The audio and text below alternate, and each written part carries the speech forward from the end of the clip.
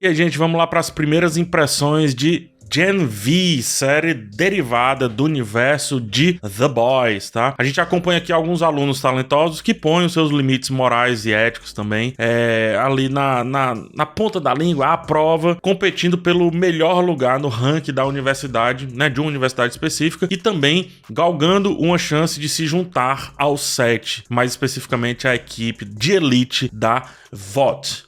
Só que alguns segredos dessa universidade começam a ser revelados e eles devem decidir que tipo de heróis precisarão ser. E aí é que a série se desenrola, tá? Eu vou fazer as primeiras impressões tendo assistido os 3 primeiros episódios, tá? Os episódios já estão aí no Prime, né? E aí, a depender do resultado aqui desse vídeo e também feedback de vocês, eu posso fazer resenhas semanais. Show? Então vamos lá, o que interessa, vamos lá falar diretamente de Gen V.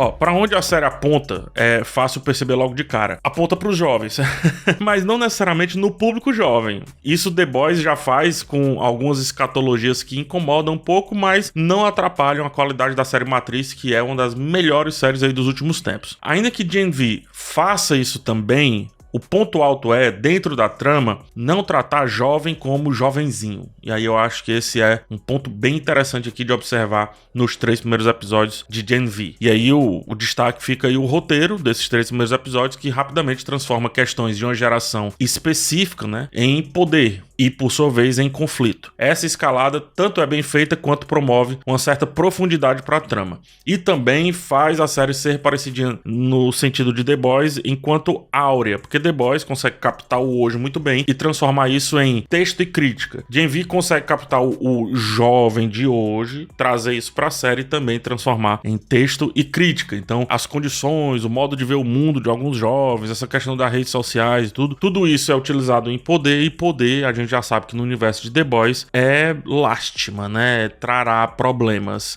ou pro próprio ou para quem está ao seu redor. Acompanhamos jovens que têm suas mudanças da puberdade atrelada ao seu poder, isso aí é bem interessante. Só que mais do que isso, o seu poder deixa sem querer um lastro de destruição e o faz, ao mesmo tempo, questionar a própria identidade. Então, aquele momento que o jovem está questionando o que ele é, o que ele deixa de ser, o que ele deveria ser, o poder é quem, né, a sua habilidade especial, digamos assim, é o que está fazendo isso ser questionado, é o que está fazendo isso ser debatido. E aí, tudo isso resvala em identidade, principalmente em alguns personagens ali, isso vai bem firme debater identidade. Acompanhamos também uma jovem que fica pequena, tal como o Chapolin ou outro personagem que aparece lá em The Boys, que acontece, só que esse poder atrelado a um assunto muito comum à sua geração, como por exemplo a questão da anorexia. Ao mesmo tempo, tudo funciona para mais uma vez criticar o poder em si, né? No exato momento que está criticando a sociedade, trazendo pontos relevantes da sociedade, também está veementemente criticando o poder,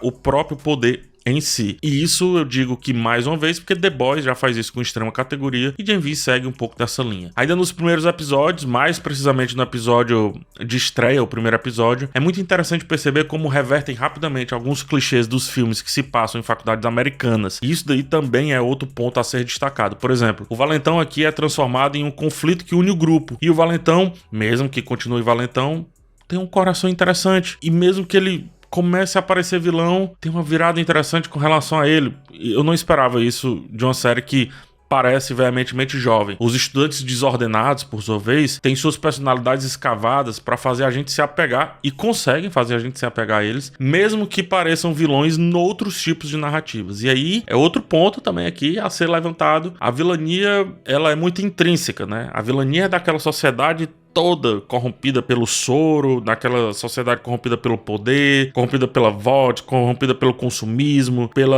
o que tem que ser, etc. Mas ainda assim, muitos personagens aqui agem, se estivessem em outras histórias, como um vilãozinho, ou pelo menos um certo antagonismo. Enfim, as amizades não são feitas tão rapidamente. Pelo contrário, fica em um vai e vem durante os 3 primeiros episódios que, por mais que saibamos que eles se tornarão um grupo, traz certa imprevisibilidade aos elementos gerais da trama e segura bem uma dinâmica de não entregar toda a relação desse grupo logo de cara. Parece que Gen V ele vai nos permitir ver que esse pessoal aqui central da história, nesse grupo central da história, estejam juntos apenas quando realmente a gente tiver entendido os conflitos individuais de cada um. E aí, para tanto, vai promovendo pequenas pequenas relações, pequenas combinações ali, fulano com Beltrano, cicrano com fulano e tal, e construindo algumas dependências que serão realmente úteis pra gente comprar aquela galera de fato como um time, né? Como uma turma só. Belo acerto também. Por mais que os mesmos assuntos de The Boys aqui sejam discutidos novamente, eu percebo que a ideia aqui é mudar um pouco o foco para mostrar que os bastidores dos bastidores é pior ainda do que aquilo que a gente vê ou no palco, ou na mídia, ou só nos bastidores que The Boys nos dá acesso. Aquela sociedade como um todo, a ansiedade dos pais em querer um futuro heróico para os filhos, mas sobretudo como um sistema trata as informações ao redor dos novos super-heróis, faz com que novos propensos Homelanders sejam criados. Alguns degringolam, alguns literalmente explodem. E aí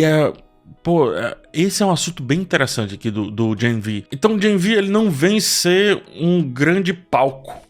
Ele é mais bastidor ainda do que The Boys é. Cita bastante The Boys, né? O primeiro episódio abre buscando pegar a autoridade aí da série original, a série principal, melhor dizendo, quando evoca através da TV ou até do texto, muitas vezes, as figuras que a gente já conhece. Isso se repete nos episódios seguintes, mas nota-se um claro desespero de vez em quando da série em fazer se encaixar no mundo dessa série matriz. E eu acho que nem precisa, porque essa ideia dos bastidores já é grande o suficiente e já traz todo o ar de The Boys o suficiente. O público de The Boys é muito fiel e entende muito bem o que tá acontecendo ali. Então Gen V veio ser como um afago pra esse pessoal que quer mais a respeito de The Boys. Então eu não acho interessante esse desespero de fazer The Boys caber em Gen V, aparecer ou transferir a autoridade. Mas, de certa forma, é legal. Isso tem um lado bom e ruim, na real, né? O lado bom é que realmente a série principal tem carisma de sobra pra transbordar ali pra sua derivada. Só que o lado ruim é que muitas vezes parece que Gen V não se garante por si só. E tem elementos perfeitos pra se garantir. Esse sentimento pode mudar, porque são apenas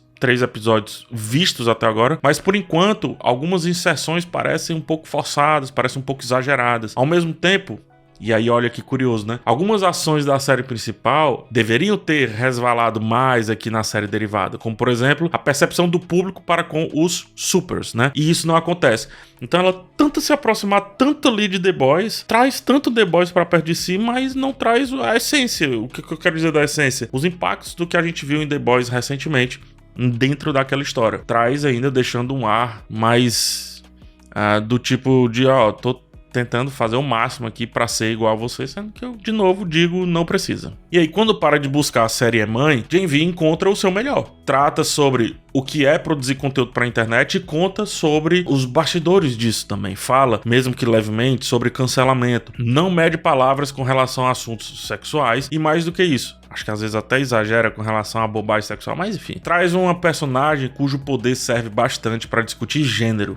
Essa personagem é maravilhosa. Nesse assunto em específico, eu acho que é onde fica aquilo que eu falei. É muito bom ver o poder, a habilidade especial ser tratada como poder, mas também como kryptonita ao mesmo tempo, a depender, obviamente, do ponto de vista. O personagem que traz a obsessão do pai em dar continuidade à própria imagem é outro excelente assunto tratado aqui. Perceba, a série tá cheia de excelentes assuntos que definitivamente não precisa de The Boys para continuar acontecendo muito bem. De todos os temas, o melhor é como a dor do outro é esfacelada a favor daqueles que não têm poderes baseados em habilidades especiais. A simpática Emma, que diminui de tamanho quando vomita, né, já falei sobre ela, fazendo uma alusão à anorexia, eu acho que é a que mais sofre nesse sentido. Seu poder é usado pelos garotos com os quais se relaciona, é usado pela suposta colega que faz ali no caminho e também é usada por sua própria mãe. Ela é a representação dessa sociedade como um todo que ignora veladamente a dor do outro para se satisfazer com as supostas glórias. E tranquilamente esse daqui é o assunto que mais preenche, que no exato momento ali que a gente tá começando a se desprender da série como um todo, é o que faz a gente se conectar de novo. Curioso essa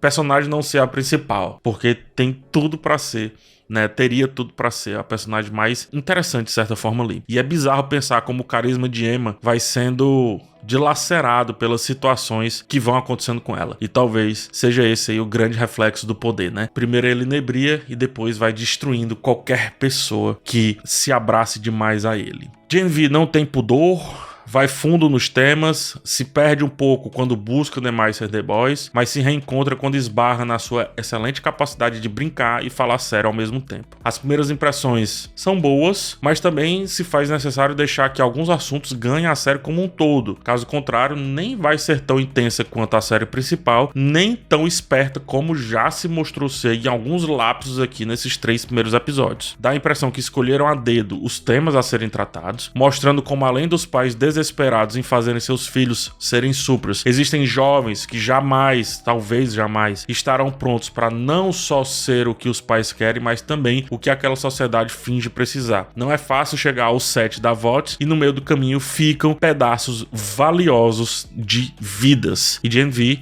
vem mostrando isso com muita precisão. E é isso, gente. Espero que tenham gostado do vídeo. Peço agora aquele like e também a sua inscrição aqui no canal. Aqui na descrição tem link para os meus livros, tá? Dê uma olhada lá, phsantos.com. Você acessa, vê os que estão em pré-venda, os que estão em venda e em breve alguns outros aparecerão por aí. No mais, um forte abraço em vocês. A gente se vê numa próxima oportunidade e tchau.